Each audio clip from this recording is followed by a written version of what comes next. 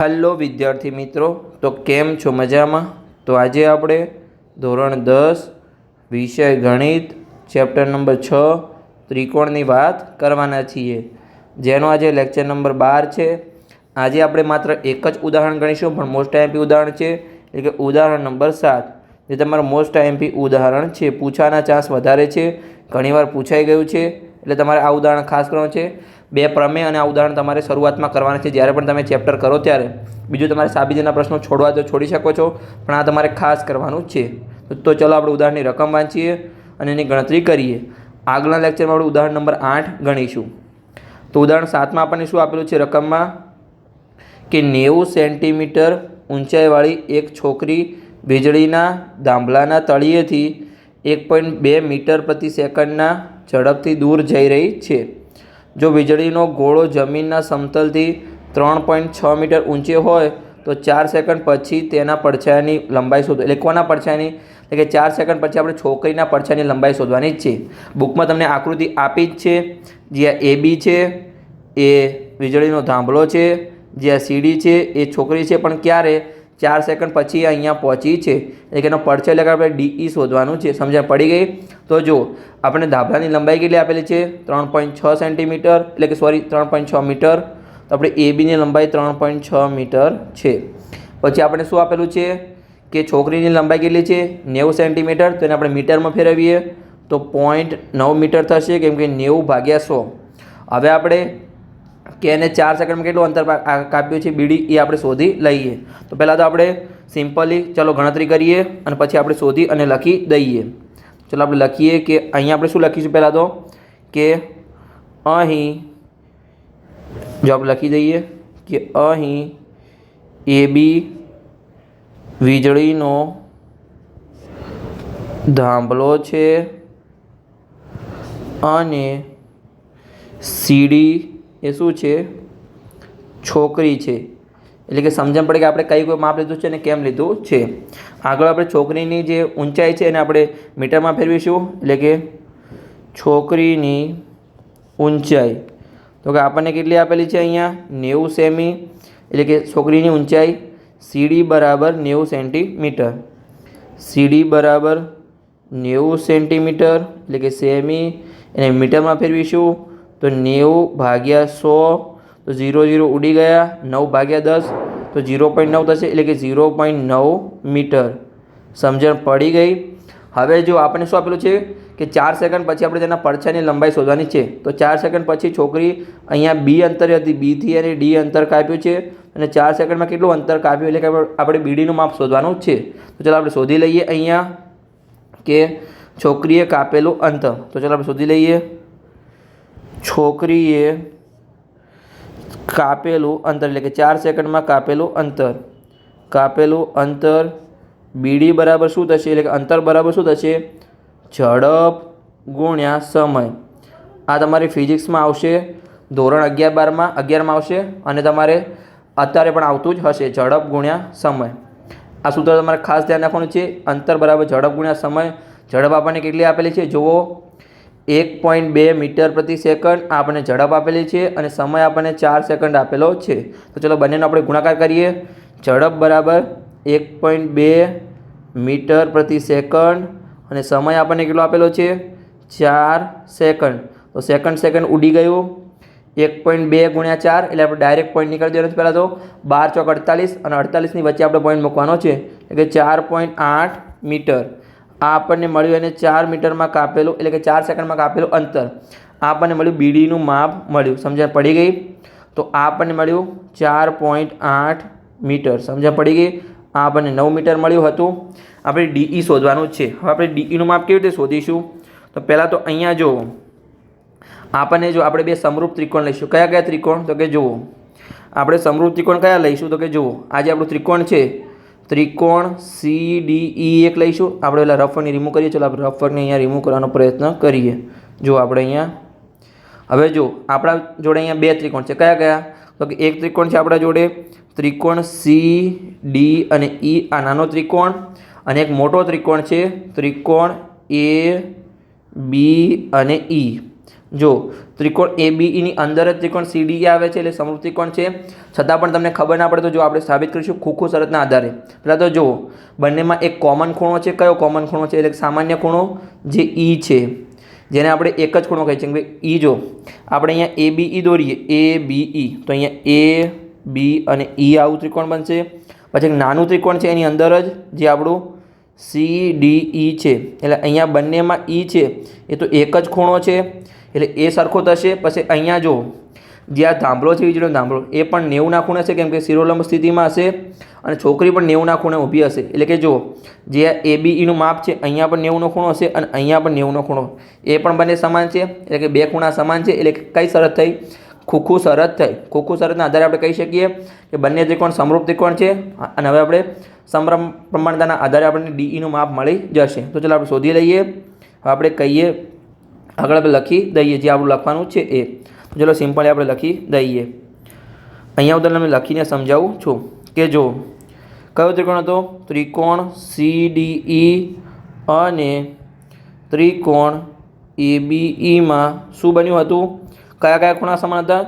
ખૂણો E બંનેમાં ખૂણો E સમાન જ છે કેમ ખૂણો એક જ છે, તો આપણે લખી શકીએ ખૂણો એક જ છે. અહીંયા E ખૂણો છે, એક જ ખૂણો છે. પછી કયા ખૂણા હતા? ખૂણો જો અહીંયા જે આપણું AB ત્રિકોણ હતું એમાં B ખૂણો 90નો ખૂણો હતો અને CD ત્રિકોણમાં ખૂણો D 90નો ખૂણો હતો. એટલે ખૂણો B અને Dનું માપ સરખું છે, એટલે કે ખૂણો D અને ખૂણો Bનું માપ સરખું છે કેમ કે કાટકોણ ત્રિકોણ છે, કાટખૂણો છે જેને આપણે કહી શકીએ 90નો ખૂણો છે. સમજણ પડી ગઈ? જો બે ખૂણા સમાન છે બંને ત્રિકોણમાં તો ખોખું શરતના આધારે આપણે કહી શકીએ કે બંને સમરૂપ ત્રિકોણ છે. તો ચાલો આપણે લખી દઈએ કે ખોખું શરતના આધારે બંને સમરૂપ ત્રિકોણ છે કે ત્રિકોણની સમરૂપતાની શરત ખોખુના આધારે કહી શકાય કે કયા ત્રિકોણ છે? ત્રિકોણ CDE સમરૂપ ત્રિકોણ ABE. સમજણ પડી ગઈ? બંને સમરૂપ ત્રિકોણ આપણને મળી ગયા છે. તો હવે આપણે સમપ્રમાણતાની શરત લઈશું. પણ સમપ્રમાણતાની કઈ શરત લઈશું? જુઓ, અહીંયા આપણને DEનું માપ શોધવાનું છે. તો આપણે શું લઈશું ખબર છે? સમપ્રમાણતાની શરત અહીંયા જો DE, જે આ DE અડધું છે એટલે કે DEનું માપ અહીંયા તો તમને સરખાવું છું કે DE ભાગ્યા જે આખો BE છે એ લઈશું અને CD ભાગ્યા આખું AB લઈશું. હવે કેવી રીતે શરત થઈ? તો જો હું તમને બતાવું છું કે મેં તમને ઇન્ટ્રોડક્શનના લેક્ચરમાં શીખવાડ્યું હતું અને ફરીથી આકૃતિ દોરીને પણ સમજાવીશ. આપણે ઇન્ટ્રોડક્શનના લેક્ચરમાં તમને જો આ રહ્યા આપણા સૂત્રો 5. આ તમારે સમપ્રમાણતાના 5 સૂત્રો યાદ રાખવાના છે અને જે મેં આ તમને શરતો શીખવાડી હતી બધી તમારે શરતો યાદ રાખવાની છે આગળ. તો આમાં કયું સૂત્રનો ઉપયોગ થશે? આજે આ લેક્ચર છે આપણું ઉદાહરણ નંબર 7, એમાં 5મા નંબરના સૂત્રનો ઉપયોગ થશે. કેવી રીતે? જુઓ, અહીંયા આ AE બાજુ છે એના ભાગાકારમાં આખી AC બાજુ અને અહીંયા જે બે સમાંતર બાજુ છે DE ભાગ્યા BC થશે. સમજણ પડી ગઈ? હવે હું તમને આકૃતિ દોરીને પણ સમજાવું છું. જે આપણી ઉદાહરણ નંબર 7ની આકૃતિ હતી એને આપણે સીધી કરીને સમજાવી એટલે આવી આકૃતિ બનશે. તો ચાલો આપણે સમજીએ. તો આપણે 5મા નંબરની શરતનો એટલે કે 5મા નંબરના સૂત્રનો ઉપયોગ થશે. તો ચલો અહીંયા આપણે કરીએ. ચલો આપણે અહીંયા આપણે શરતનો ઉપયોગ કરીશું. તો કેવી રીતે કરીશું? અહીંયા જુઓ, હવે અહીંયા જે આપણું છે આકૃતિ, આ જે આકૃતિ આમ છે એને આપણે ઉલટી કરી દઈએ એટલે કે જે ઉપર લઈ જઈએ એને ઉપર લઈ જઈએ અને ABને આપણે નીચે લાવી દઈએ. તો ચલો આપણે આકૃતિ દોરીએ. આકૃતિ ખાલી તમને સમજાવવા માટે પ્રયત્ન કરું છું કેમ કે થાંભલો, વીજળીનો થાંભલો અને છોકરી જે છે સીધા હતા એ થોડા આડા થઈ જશે એટલે તમારે ખાલી સમજવા માટે તમારે થાંભલો અને છોકરી ભૂલી જવાનું છે. ખાલી તમારે માપ યાદ રાખવું છે. ABC અહીંયા આવું આપેલું છે. તો ચાલો આપણે દોરવાનો પ્રયત્ન કરીએ. તો કેવી રીતે? જુઓ, જે AB છે એને આપણે નીચે લાવી દીધું છે. પછી શું બનશે? જે આપણો આ ઉપર બેઝ છે આવી રીતે 90 ડિગ્રીએ હતું. સમજણ પડી ગઈ? એને આપણે દોરવાનો પ્રયત્ન કર્યો છે. સમજણ પડી ગઈ? આપણે સરખી રીતે સીધું દોરી દઈએ કે આ સીધું માપ છે અને આ પણ આપણું આવી રીતે સીધું છે. તો ચાલો આપણે દોરી દઈએ. આપણે દોરી દીધું છે. હવે વચ્ચે એક બિંદુ છે આપણું જેને નામ આપી દઈએ આપણે. સરખી રીતે દોરી દીધું. આ પણ દોરાઈ ગયું છે. હવે જો આપણી જે મેન આકૃતિ હતી એને આપણે કેવી રીતે કરી છે ખબર છે? આવી રીતે ABને નીચે લાવ્યું છે એટલે કે આમ હતું. આ જે આમ આકૃતિ હતી આપણી એને આપણે ઉલટી કરીને આને ઉપર લઈ ગયા છે. એટલે કેવી રીતે કરી છે? આકૃતિને આપણે આમ કરી દીધી છે. સમજણ પડી ગઈ? તો ચલો આપણે માપ આપી દઈએ કે નીચે જે આપણું છે એ એ બી છે અને ઉપર ઈ છે. ચલો નામ આપી દઈએ આપણે સરખી રીતે કે અહીંયા આપણે તમને સમજણ પડે એના માટે આકૃતિ દોરી છે. થોડું કન્ફ્યુઝ થાવ તો પણ તમારે ધ્યાન રાખવાનું છે, સમજી લેવાનું છે. સમજવા માટે તમારે આકૃતિ દોરવી જરૂરી નથી. આ આકૃતિ તમારે એક્ઝામમાં દોરવા નથી. આ તો ખાલી તમને સમજાવવા માટે કે પેલી આપણે સમપ્રમાણતાની શરત છે એના માટે 2 મિનિટ વધારે લાગશે પણ તમારે સમજવું જરૂર છે. ગોખવાથી તમને આવડશે નહીં, તમારે દરેક વસ્તુ સમજવી પડશે. તો હવે આપણે જોઈએ કે જો એ ઈની વચ્ચે કયું બિંદુ છે અને બી ઈની વચ્ચે કયું બિંદુ છે. તો આપણે જોઈ લઈએ કે જો જે આપણું એ ઈ હતું, આ એ ઈ છે એની વચ્ચે સી બિંદુ છે અને બી ઈની વચ્ચે ડી બિંદુ છે. તો એ ઈની વચ્ચે સી બિંદુ તો પણ નામ આપી દઈએ. અહીંયા સી બિંદુ છે અને અહીંયા ડી બિંદુ છે. અને આપણા જે બી અને ડી છે એ 90 ડિગ્રી હતા તો કે 90 ડિગ્રી બની ગયા અને એ ખૂણો સમાન છે. તો કુકુ શરતના આધારે બંને ત્રિકોણ સમરૂપ થયા. હવે આપણે શું કરીશું? આપણે કયા સમપ્રમાણતાનો ઉપયોગ કરીશું? જો અહીંયા જે આ ડીઈ છે, ડીઈ ભાગ્યા આખું બીઈ કરીશું અને આ સીડી ભાગ્યા એ બી કરીશું. સમજણ પડી ગઈ? જે આપણે આગળ તમને સમજાવ્યું હતું એવી રીતે ફરીથી સમજાવી દીધું. જે આપણે સમપ્રમાણતાના સૂત્રો આપણે જોયા હતા, એમાં 5મા નંબરનું સૂત્ર છે, એવી રીતે બની ગયું. ચાલો આપણે લખી દઈએ. હવે શું લખીશું આપણે? નીચે આગળ ગણતરી લખીએ કે જો હવે આપણે શું છે અહીંયા જો આપણે બીઈનું માપ શું બનશે? અહીંયા આપણે બીડીનું માપ તો 4.8 મીટર છે. તો અહીંયા આપણે ઉપર ડીઈનું માપ x લઈએ. તો આપણે અહીંયા લખી દઈએ કે ધારો કે ડીઈનું માપ x છે. ધારો કે ડીઈનું માપ બરાબર એટલે કે પડછાયો જે આપણે લેવાનો છે સરખી લખી દઈએ. ધારો કે પડછાયો ડીઈ બરાબર x મીટર છે અને જે આપણું બીઈ શું બનશે? 4.8 મીટર પ્લસ x મીટર બનશે. તો ચાલો લખી દઈએ કે બીઈ બરાબર 4.8 પ્લસ x બનશે. સમજ પડી ગઈ? તો હવે આપણે આગળની ગણતરી કરીએ કે સમરૂપ ત્રિકોણ છે જેથી સમપ્રમાણતાની શરત લાગુ પડશે. તો ચાલો આપણે લખી દઈએ કે કયા ત્રિકોણ હતા? ત્રિકોણ આપણું CDE નાનો ત્રિકોણ અને એક આખો ત્રિકોણ ABE. તો ચાલો લખી દઈએ ત્રિકોણ CDE અને ત્રિકોણ ABE સમરૂપ ત્રિકોણ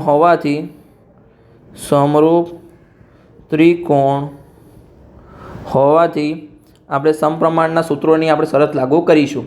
તો અહીંયા શું કરીશું આપણે? જો ડીઈ નાની બાજુ એને ભાગ્યા આખું બીઈ. તો લખી દઈએ ડીઈ ભાગ્યા આખું બીઈ બનશે અને એના બરાબર શું બનશે?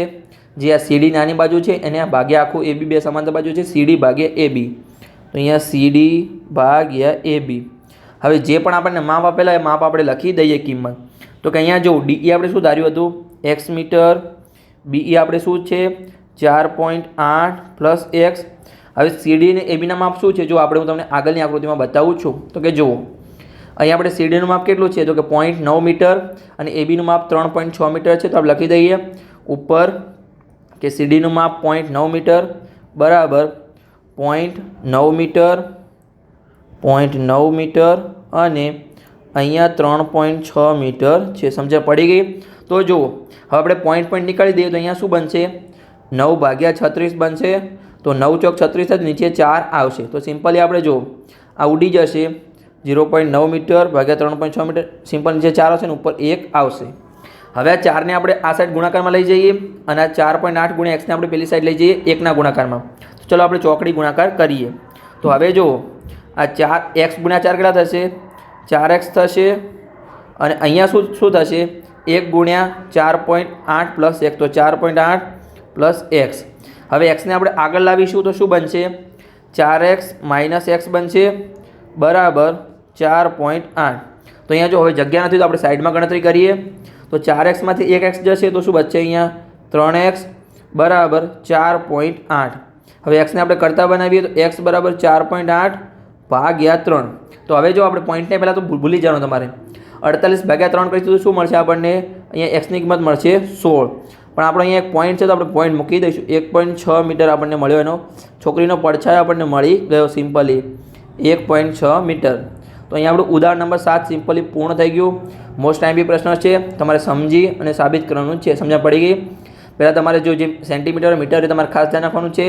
સેન્ટીમીટર મીટરમાં ફેરવાનું છે અથવા મીટરને તમે સેન્ટીમીટરમાં ફેરવી શકો છો અને પછી તમારે ગણતરી કરવાની છે. સિમ્પલ એવી રીતે ગણતરી કરશો તમારો જવાબ આવી જશે. કુકુ શરતના આધારે સમરૂપ ત્રિકોણ છે. પછી આપણે સમરૂપતાની શરત લગાવી અહીંયા જો હવે તમે આવી રીતે 1.6 મીટર મળ્યું એને તમે સેન્ટીમીટરમાં જો લીધું હશે બધું જ તો તમારે અહીંયા 160 સેન્ટીમીટર તમને કિંમત મળશે. તમને 1.6 મીટર મળે અથવા 160 સેન્ટીમીટર મળે, બંને સરખા જવાબ જ છે. સમજ પડી કે સાચા જવાબ છે. તો તમે હવે સેન્ટીમીટર લઈને ચેક કરી શકો છો. તમે અલગ રીતે તમારું પ્રેક્ટિસ કરી શકો છો. તો બસ આપણો અહીંયા લેક્ચર પૂર્ણ થઈ ગયો. હવે આપણે આગળનું લેક્ચર લઈશું ઉદાહરણ નંબર 8. એ પણ સિમ્પલી આપણે સાબિત કરવાનો પ્રયત્ન કરીશું. તો ચલો આપણે મળીએ લેક્ચર નંબર આગળ લેક્ચર 13માં.